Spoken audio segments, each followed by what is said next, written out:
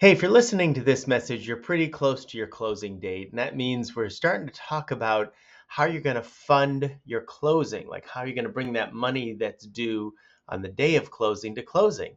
So if you're not selling a house on the same day and having all that money transferred over from the earlier closing to the later closing and buying this home, then you're probably going to be bringing some money from a bank account somewhere to your closing.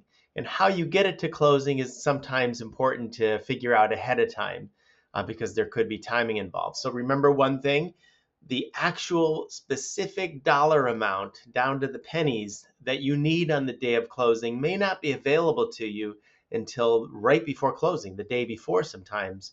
And that is because the closing title company or attorney is balancing numbers with the seller. They might be collecting final readings on the properties like oil in the oil tank and things that you have to buy from them. And so that could be done the day before closing, and therefore you may not have the perfect number.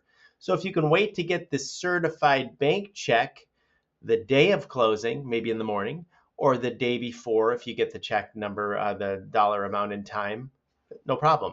Go to the bank, 10 minutes later, you'll walk out with a certified check for the amount you need.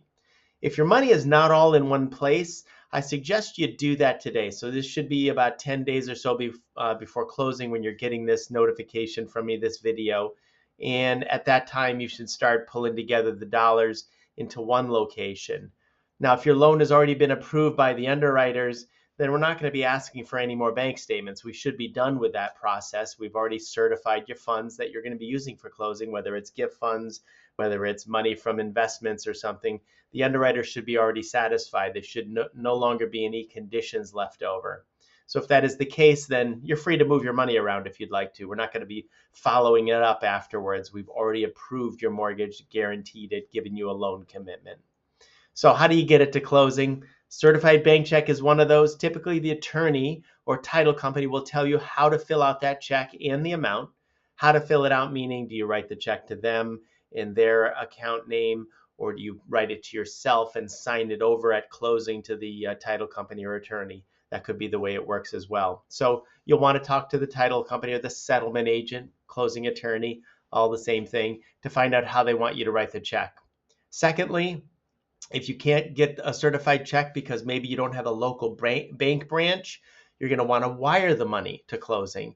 And so you'd want to get the wiring information for the settlement agent, the closing attorney, the title company, that person that's settling the transaction for all parties, that entity, if you will. You want to get their wiring information. And you don't want to get this through email. This is where fraud happens, where someone intercepts that email and steals your money. So you want to call them on the phone and get their wiring info, and maybe get it through a secure portal or email or something, or just get it on the phone from them. And they'll give you their wiring and routing information, and that way you can wire the money directly to them. And it's okay, by the way, to wire too much money. It's okay to give them a check that's too big. You don't want to undershoot the number. You want to overshoot it if you can. So if you're too far away from closing and you want to send the money early, you'll want to get a high estimate from the title company. And sometimes us, the lender, can help you with that as well, because you'd rather overshoot that dollar amount and then you'll get a refund at your closing right from the title company or attorney on if there's a refund due to you, if like you gave them too much money. So if your cash to close was $80,000 and you gave them $82,000 because you needed to do this earlier than the day before closing, just go ahead and overshoot it.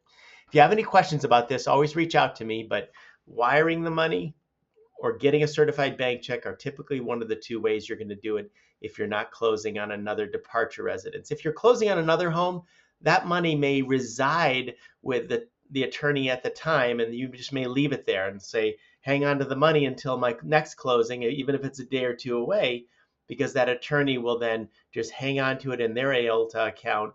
And then when you get to closing, they'll just refund you if there's money due back to you, or they'll tell you if there's additional funds that are needed. I hope this helps you figure out how you get the money to the closing attorney, closing agent, title company. Any further questions about it, just reach out to me. Have a great day.